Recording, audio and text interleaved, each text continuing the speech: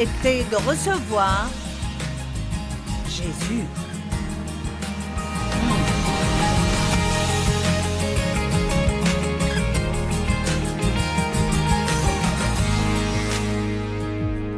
Nous sommes en train de parler de la joie et de la réjouissance au cas où c'est votre première session. Jésus a dit qu'il est venu pour que nous ayons la pleine joie dans nos vies. Dites, nous réjouir de nos vies. En abondance remplie jusqu'à déborder. Donc, nous parlons beaucoup de la joie. La joie du Seigneur est ma force. J'ai perdu ma joie, j'ai besoin de plus de joie. La vérité est que nous avons la joie. Jésus est en nous et nous avons tout ce que Jésus a. Il est en nous. Tout le fruit de l'esprit, tellement de bonnes choses sont en nous. Jésus nous a laissé sa paix.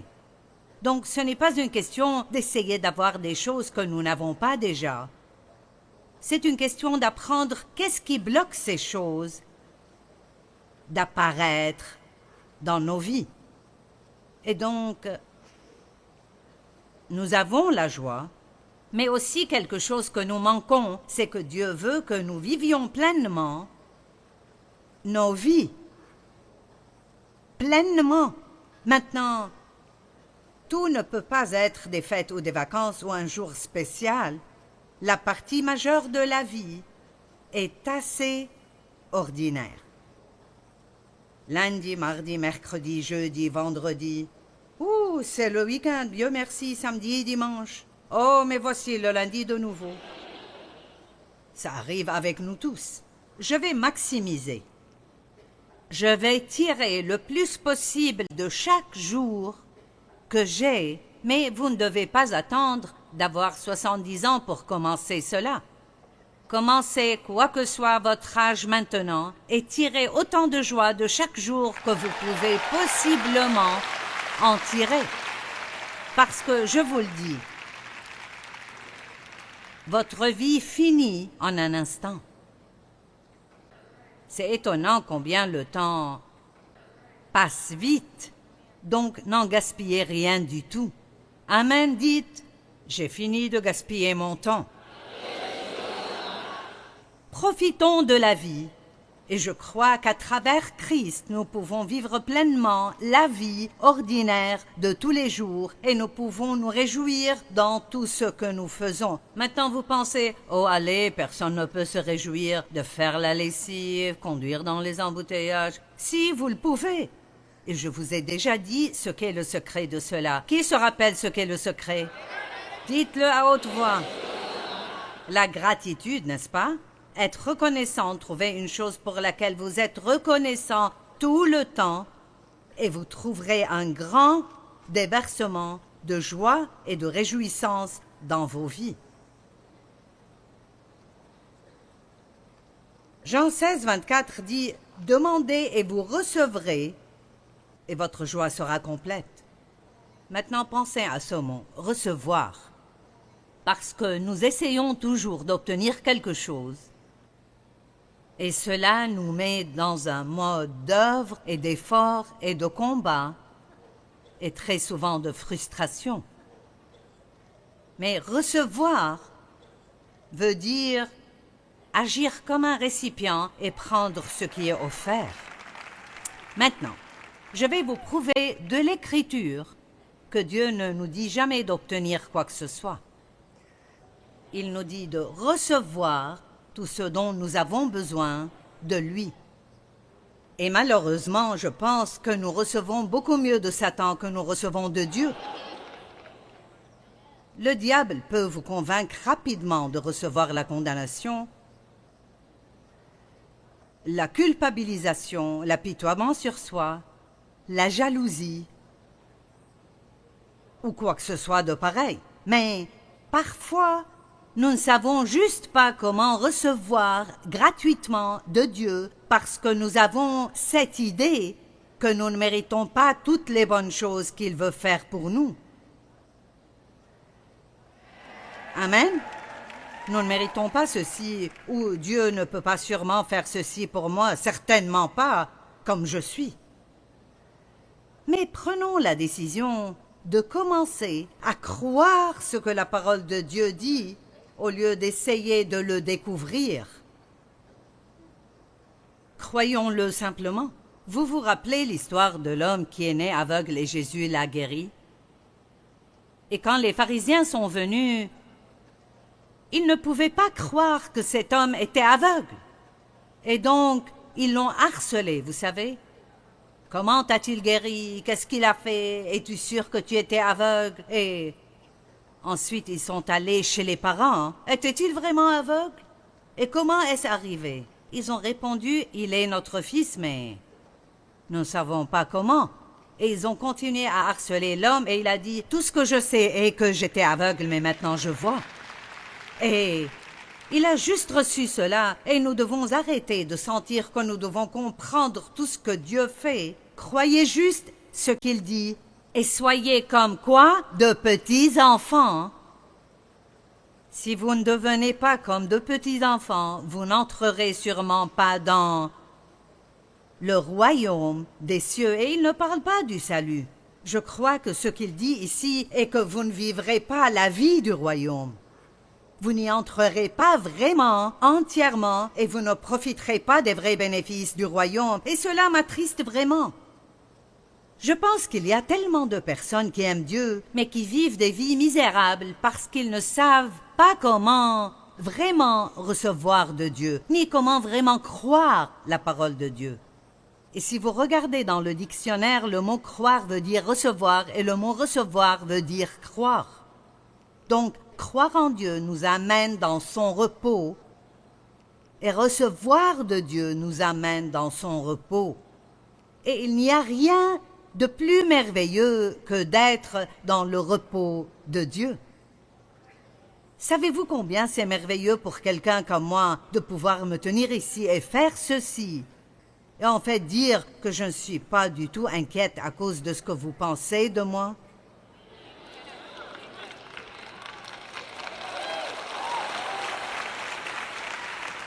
Maintenant, je n'ai pas commencé comme ça. Si j'enseignais et quelqu'un se levait et partait, mon Dieu, cela m'irriterait toute la journée. Nous laissons notre imagination se déchaîner quand nous avons de l'insécurité. Une fois, une femme est venue et elle était là pendant près de 5 minutes de ma prédication et elle est partie. Et ça m'a vraiment déchiré. Ça me gênait tout le reste de la journée. Et une femme est venue et m'a dit « Oh, il y avait une dame ici qui a dû partir 5 minutes après le début de ta prédication, mais elle voulait que tu saches qu'elle devait aller au travail. Mais tu es si importante pour elle que ça valait la peine pour elle de venir juste pour ces 5 minutes. »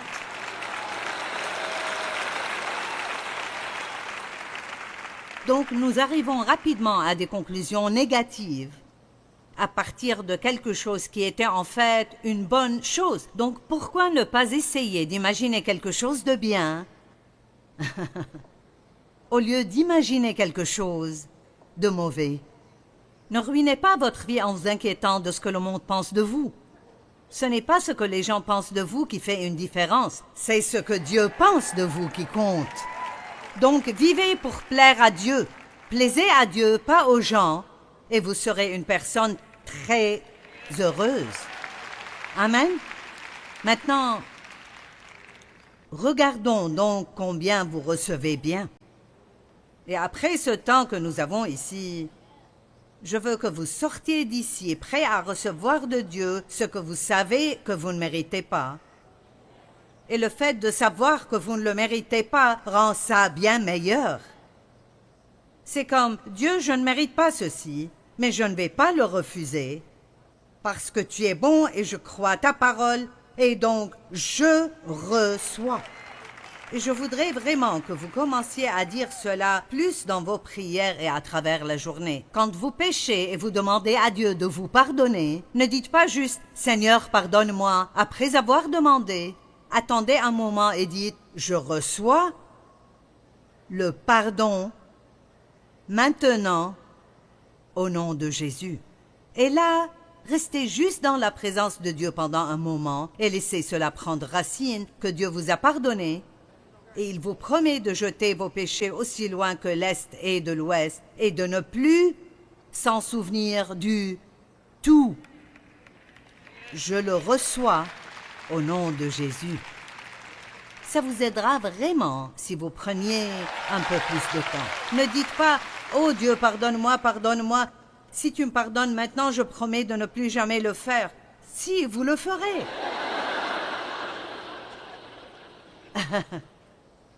Écoutez, c'est vraiment inutile de promettre à Dieu que vous n'agirez plus jamais mal, parce que vous le ferez. Mais si vous aimez Dieu et votre cœur est juste, il vous pardonnera encore et encore et encore. Mais c'est inutile de demander cela si vous ne prendrez pas le temps de dire « Je le reçois de toi ». Qu'en est-il de la miséricorde de Dieu? Recevoir la miséricorde de Dieu.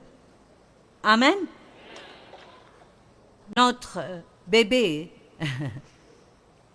célébrera son 40e anniversaire ce décembre. Ça sonne bizarre que votre bébé ait 40 ans. Et il y a une histoire que j'aime dire quand j'enseigne sur la miséricorde, parce que dans Matthieu, chapitre 12, il y a l'histoire de quand les disciples de Jésus marchaient à travers des champs de blé et ils avaient faim. Et c'était le jour du sabbat. Et ils ont commencé à prendre des grains et à les manger. Et les pharisiens, bien sûr, les pharisiens religieux, ils regardent toujours. Le diable légaliste regarde toujours. Si vous faites une erreur, il dit « Ah, ah, ah, ah ». Et donc ils ont dit « Maintenant, pourquoi tes disciples font-ils ce qui est illégal le jour du sabbat? Ils ne sont pas supposés faire cela. » Et donc Jésus leur a montré quelque chose dans l'Ancien Testament. N'avez-vous pas lu ce que fut David lorsqu'il eut faim? Il entra dans la maison de Dieu et mangea les pains de proposition alors que ce n'était pas permis. Donc ils ont enfreint la loi et pourtant ils étaient innocents. Eh bien ma pensée légaliste disait alors, comment est-ce possible d'enfreindre la loi et d'être innocent? Je ne comprenais pas. Vous voyez, il y a des temps où votre besoin superimpose le fait de devoir garder la loi parfaitement. J'ai un bon exemple pour expliquer ce que je veux dire. Quand notre fils Danny était petit, il n'était pas le garçon le plus discipliné et nous essayons de lui enseigner qu'il devait travailler, pas seulement jouer. Et donc, il avait une liste de tâches. Nourrir le chien, faire ceci ou cela, ce n'était pas beaucoup, mais il avait une liste de tâches qu'il devait accomplir chaque jour. Et quand il les faisait, nous lui donnions des points. Et quand il avait assez de points, il recevait une étoile. Et quand il avait assez d'étoiles, nous lui donnions un cadeau. Maintenant, Dieu ne travaille pas comme ça avec nous. Vous n'avez pas de système de points et d'étoiles avec Dieu, parce que vous ne gagnez pas ce que Dieu vous donne. Vous le recevez par la foi, sachant que vous ne le méritez pas. Allez, en titre de fête, si vous pensez que vous le méritez, vous avez un plus grand problème que si vous savez que vous ne le méritez pas.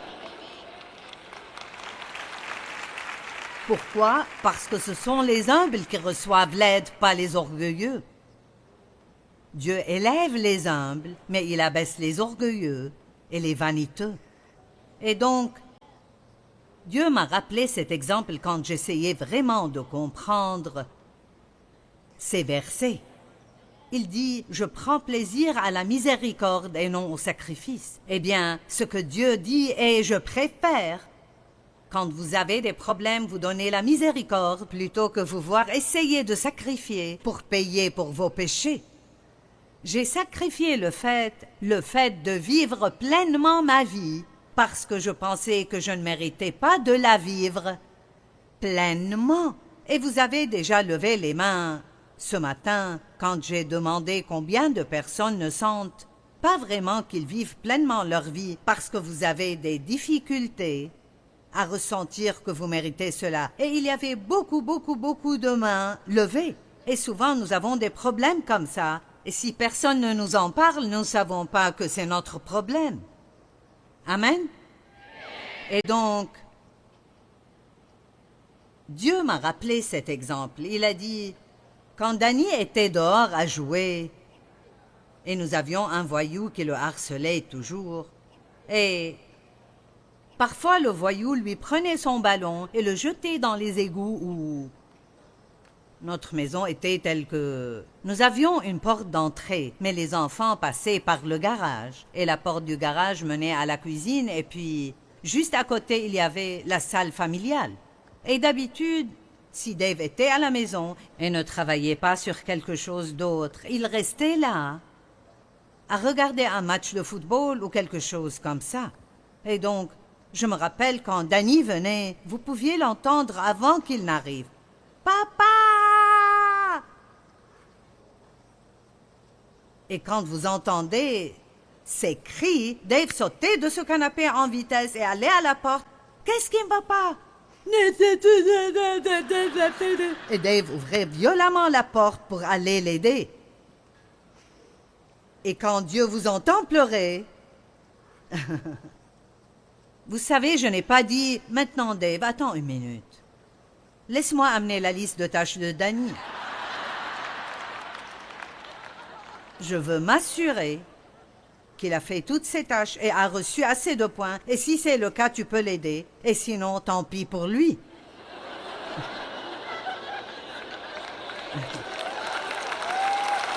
Allez. Maintenant, si nous ne sommes pas comme ça en tant que parents, qu'est-ce qui peut jamais nous faire penser que Dieu est comme ça? En tant que parents divins, il vous aime plus que vous ne pourriez jamais aimer vos enfants.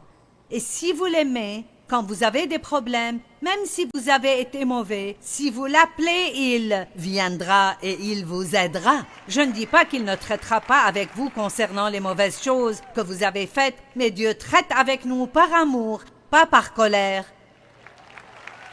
et rejet. Allez, donnez gloire à Dieu.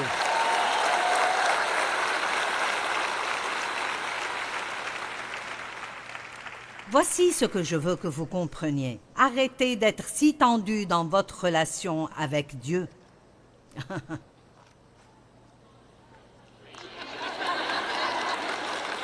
Plus vous comprenez cela tôt, plus je vous laisserai partir tôt. Arrêtez d'être si tendu dans votre relation avec Dieu et apprenez comment vous reposer et vous réjouir en lui et laissez-le se réjouir en vous. Maintenant, nous voulons avoir de la révérence pour Dieu. La Bible nous dit que nous devons avoir la crainte révérentielle de Dieu. Et cela ne veut pas dire d'avoir peur de lui, mais que vous feriez quoi que ce soit pour ne pas l'offenser.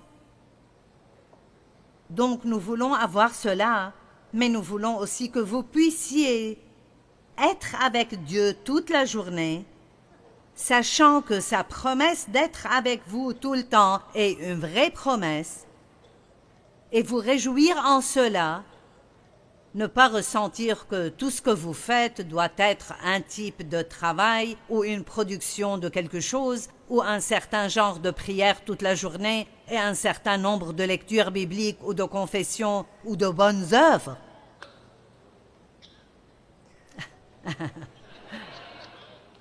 Je suppose que personne n'a ces problèmes, n'est-ce pas? Je gaspille ma salive.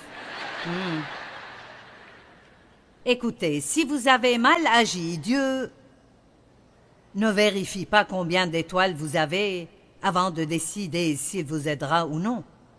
À chaque fois que vous avez besoin de l'aide de Dieu, allez vers lui et il vous aidera assurément. Dans Jacques, il dit, si quelqu'un d'entre vous manque de sagesse, qu'il la demande à Dieu, qui donne à tous simplement et sans reproche, et elle lui sera donnée. En d'autres termes, vous vous fourrez dans un pétrin, mais si vous allez vers Dieu, même si vous n'avez pas été bon, il vous donnera la sagesse de savoir comment vous en sortir et il ne vous en voudra même pas.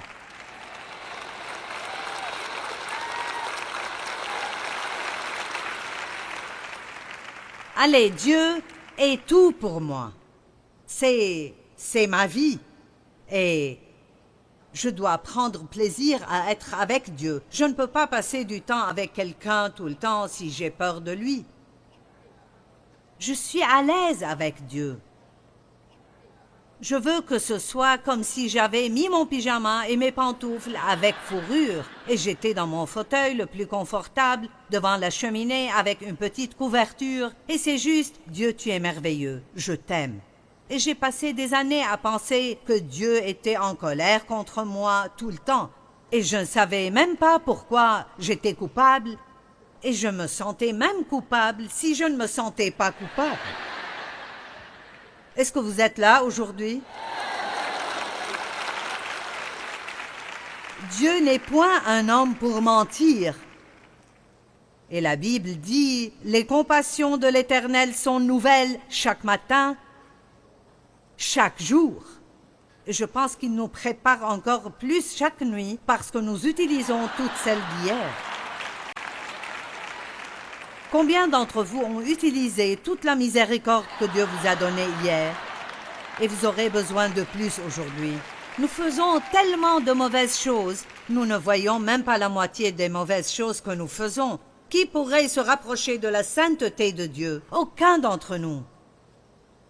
Eh bien, la Bible dit que de la même façon dont vous avez reçu Christ, dites le mot reçu. De la même façon dont nous avons reçu Christ, c'est ainsi que nous devons vivre notre vie. Maintenant, dans quel genre de situation étiez-vous quand vous avez reçu Christ? Vous étiez arrivé à la fin de vous-même. Vous étiez arrivé à la fin de ce que vous faites, à la fin de votre capacité de faire le bien ou de gagner quoi que ce soit par vos propres efforts. Et vous avez simplement dit, « Me voici, Seigneur, un grand désastre, mais si tu me veux, tu peux m'avoir. » Je me soumets à toi. Amen. Et tout ce que vous pouviez faire à ce point était de recevoir Jésus. Wow. Mon Dieu.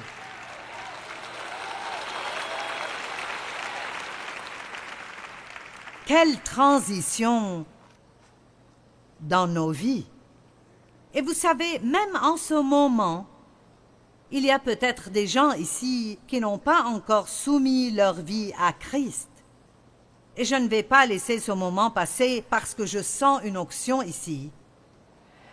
Et je veux juste dire, s'il y a qui que ce soit ici qui n'a pas soumis sa vie à Christ, je vais prier une prière maintenant. Et c'est le moment pour vous de vous abandonner et de lui donner le contrôle. Dites tous avec moi, Dieu mon Père, je t'aime. Je suis désolé pour mes péchés.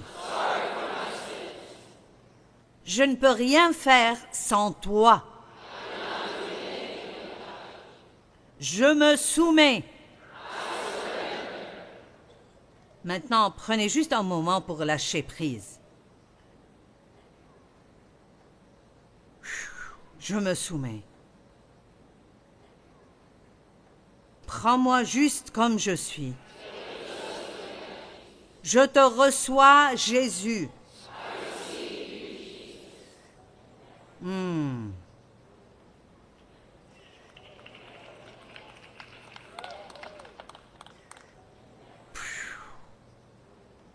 Pensez juste à cela. Je te reçois, Jésus. Tout ce que tu es, je le reçois. Et tout ce que je suis, et ce que je ne suis pas, je te le donne. Aide-moi à être la personne que tu veux que je sois. Je crois que je suis sauvé. Je suis né de nouveau. J'ai été pardonné. Je suis en chemin vers le ciel. Et je me réjouirai du chemin. Allez, que tout le monde donne gloire à Dieu. Ouh, alléluia!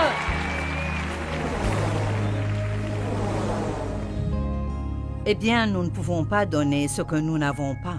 Apprenons comment recevoir la miséricorde et le pardon de Dieu, et nous pourrons les donner à d'autres qui en ont besoin. Un bon receveur devient un bon donneur, et cela transforme nos vies en quelque chose d'excitant chaque jour.